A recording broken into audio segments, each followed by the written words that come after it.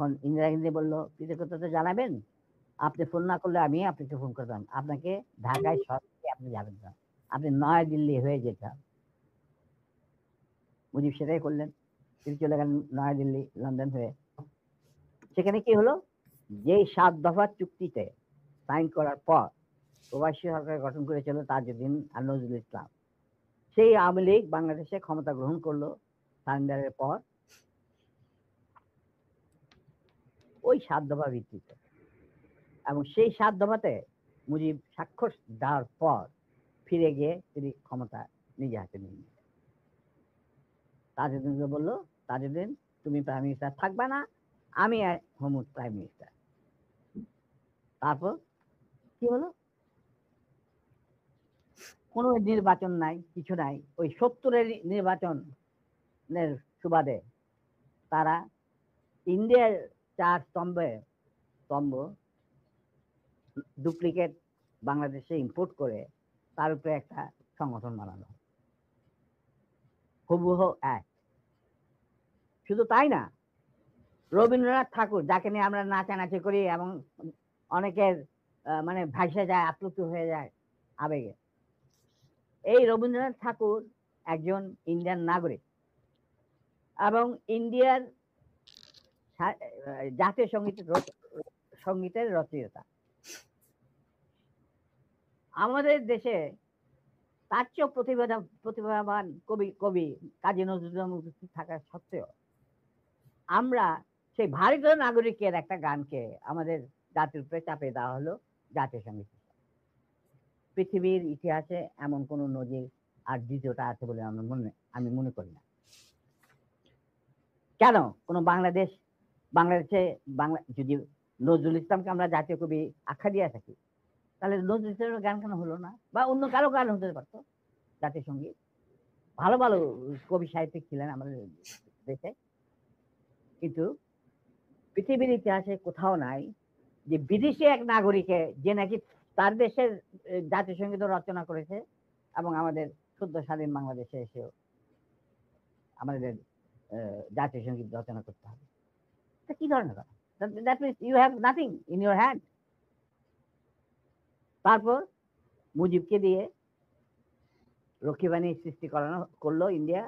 তারা বাংলাদেশের সামরিক বাহিনীকে দুর্বল করে একটা নামের মাত্র সামরিক বাহিনী, হাতে লণ্ঠন করে ঠনঠন, এই ধরনের একটা সেনাবাহিনী রাখবে। আর কারণ একটা সেনাবাহিনী তো রাখতেই হবে, কারণ যে কোনো জাতির মেরুদণ্ড হচ্ছে সেনাবাহিনী। ওই হাতে লণ্ঠন করে ঠনঠন, আর আসলে তার চেয়ে অনেক শক্তিশালী একটা বাহিনী গঠন করলো ইন্ডিয়া। স্যার, ওই যে 7 দফাটা আমরা তো ইতিহাস পড়ে আমরা তো আসলে সাক্ষী না, আমরা পড়ে মানুষকে জানানোর চেষ্টা করেছি। আপনার স্মরণ আছে 7 দফাটার কথা কি কি ছিল? ওই দফায় যদি কয়েকটা গুরুত্বপূর্ণ জায়গা যদি মনে রাখেন। দেখো, ভাই আমি তো অ্যাকচুয়ালি 7 দফায় একদম টোটো এগুলো আমার বইতে লেখা আছে। যারা এটা কেন জিজ্ঞেস করলাম স্যার, কারণ হচ্ছে মানে আপনি আচ্ছা, সেনাবাহিনী তো করতে পারবেন না স্যার, সেনাবাহিনী তো 7 দফা মানলে করতে পারবেন না স্যার। আমার পক্ষে হয়তো এখন রিকালেক্ট করা অফেন ডিফিকাল্ট, কারণ আমার মাথায় অনেক কিছু খেলা করে। জি স্যার। দু একটা জিনিস বলছি, যেমন ধরো মুজিব এবং তার সরকারকে প্রোটেকশন দেওয়ার জন্য ইন্ডিয়ান আর্মি অবস্থান করবে বাংলাদেশ। বাংলাদেশের কোনো শক্তিশালী সামরিক বাহিনী গঠিত হবে না। বাংলাদেশের কোনো স্বাধীন বৈদেশিক নীতি থাকবে না। বাংলাদেশের শাসন ব্যবস্থা, আমলাতন্ত্র, শিক্ষা ব্যবস্থা, স্বাস্থ্য ব্যবস্থা, শিল্প ব্যবস্থা, কৃষি ব্যবস্থা সবকিছুই চলবে ভারতীয় বিশেষজ্ঞদের ইচ্ছা মতো। তারা মুজিব বিরোধী কোনো মানুষকে বাঁচিয়ে রাখা হবে না।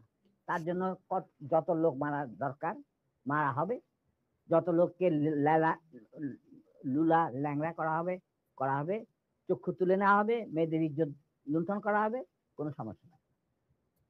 এইভাবে প্রতিপক্ষের উপর ঝাঁপিয়ে পড়ায় 40,000-এরও বেশি লোক মারা গেছে, সেটা সবাই জানে, প্রত্যেক আসছে।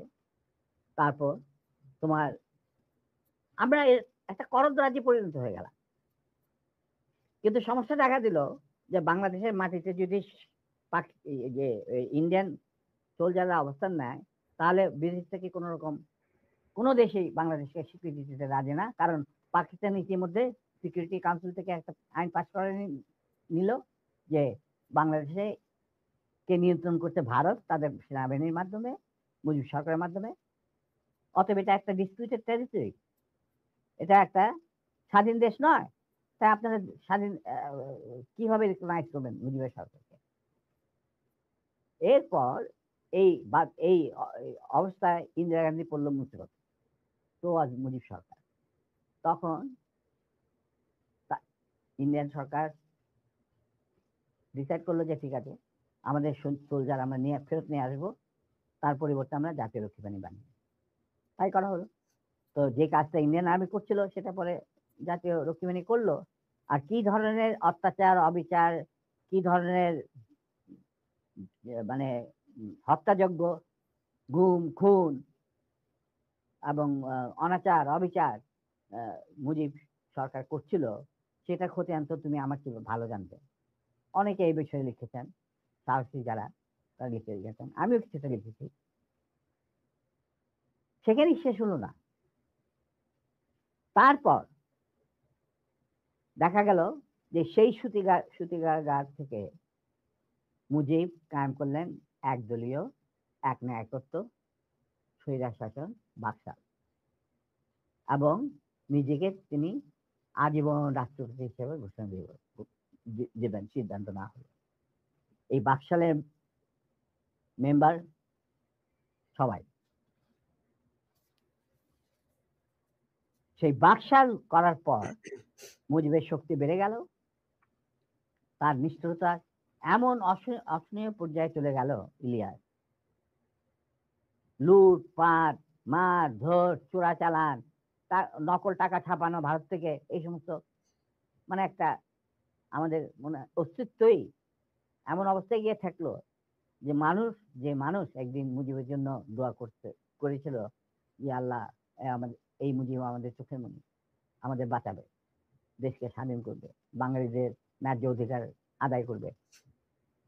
সেই মুজিবের জন্য লোকজন আল্লাহর কাছে দোয়া চাচ্ছিল যে আল্লাহ আমাদের আজাদ দাও, নমরুদের হাত থেকে আজাদ দাও, আমরা শেষ মরে যাচ্ছি, সব কোথাও কোনো কেউ নেই প্রতিবাদ করা।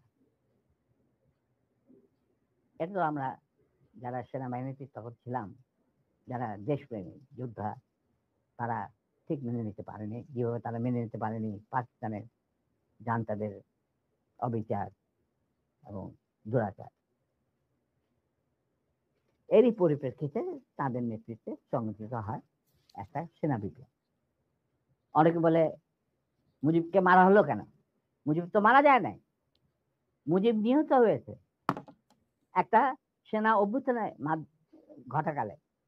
সেনা অভ্যুত্থান তো আর খালি হাতে মার্বেল খেলে না, ওখানে দুই পক্ষ থেকেই গোলাগুলি হয় এবং হতাহত হয় দুই পক্ষে। যেমন মুজিবের পক্ষের কিছু লোক মারা গেল, সেভাবে বিপ্লবীদের সেনা অভ্যুত্থানকারী বিপ্লবীদের তরফ থেকে কিছু লোক প্রাণ হারায়। এটাই বাস্তবতা।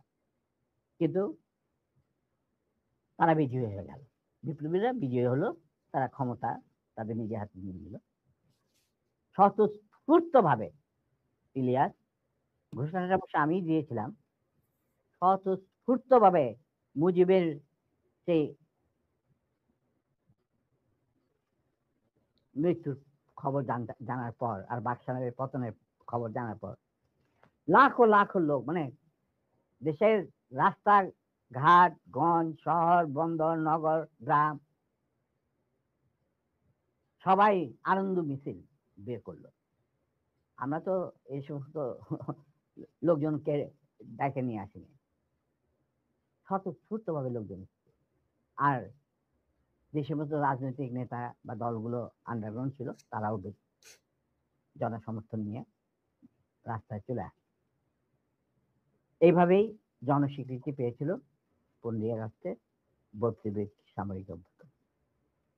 এবং পরবর্তীতে খালেদ মোশাররফের প্রতিক্রিয়াশীল কুচক্রীদের কুদাতার বিরুদ্ধে ঘটা 7th নভেম্বর সিপাহী জনতার বিপ্লব, এগুলো সব একই সূত্রে গাথা। তো আমি বলবো যে আমাদের ফার্স্ট রিপাবলিক ছিল ফ্রান্স রেভলিউশনের পরিপ্রেক্ষিতে বলছি, ফার্স্ট রিপাবলিক ছিল 71 মুক্তিযুদ্ধ, তারই ধারাবাহিকতায় হয়েছে 75 আগস্ট বিপ্লব, তারই ধারাবাহিকায় থার্ড রিপাবলিক হয়েছে 1924 সালের ছাত্র জনতার গণঅভ্যুত্থান।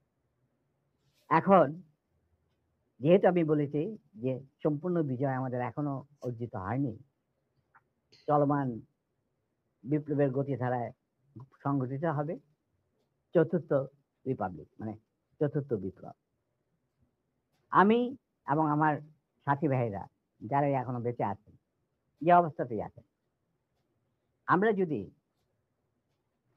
আমাদের বর্তমান প্রজন্মের বিপ্লবীদের, ছাত্র জনতা, তাদের বিপ্লবী কাণ্ডে কোন রকম অবদান রাখতে পারি, আমাদের নিজস্ব অভিজ্ঞতা, যোগাযোগ থেকে, তাহলে আমরা সেটা করতে প্রস্তুত, পিছপা হব না ইনশাল্লাহ। এবং আমরা তাদেরকে শ্রদ্ধা, সালাম এবং বিপ্লবী সালাম সাথে মন থেকে দোয়া করছে যে তাদের বিপ্লব যাতে ব্যর্থ না হয়, তারা যাতে বিজয় সংগঠিত করে, বিজয় অর্জন করে, তারা যাতে একটা সুখী, সমৃদ্ধ, শক্তিশালী বাংলাদেশ গড়ে তুলে তাকে দুর্জয় ঘাঁটি হিসেবে স্থাপিত করতে পারে। এই আমার